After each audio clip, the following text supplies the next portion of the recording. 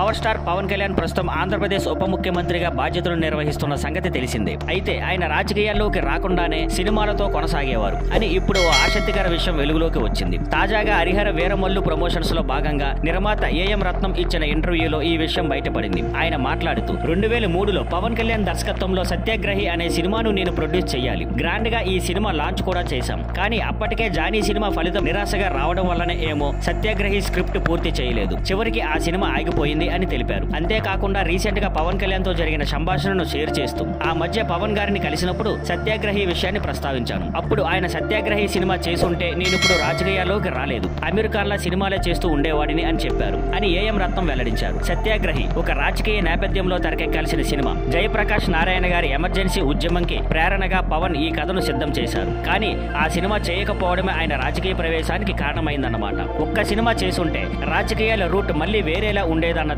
ఇప్పుడు ఆసక్తికర చర్చగా మారింది. Thank you for watching. Please like, share and subscribe.